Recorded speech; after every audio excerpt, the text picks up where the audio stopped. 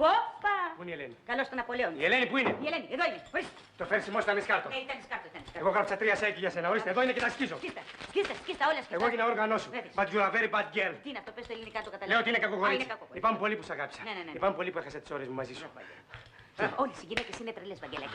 Όλες οι γυναίκες είναι το ίδιο. Γι' αυτό και εγώ λοιπόν θα γράψω ένα τραγούδι και μάλιστα λυπητερό. Που θα μιλάει για την απονιά της. Ναι, παιδί μου. Crazy girl!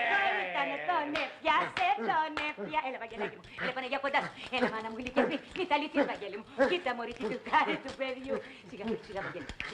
Συνέρθω τώρα. Έτσι. Μπράβο, παιδί. Τάσα μελάρης. Μπράβο. Κρατήστε και αυτό. Τι είναι αυτό? Τα δάκρυα. Τα δάκρυα που έχεις για αυτήν. Τι μου λες, είναι πρωινά να τα πάμε για ανάλυση, παιδί μου? Δεν ξέρω. Αν τα ξανακλάψω, θα σε τα φέρω. Να μου τα φέρεις για να τα έχουμε ρεζέρβα. Goodbye. Άντε, goodbye. Κοίτα, μωρή, δεν έχεις αφήσει.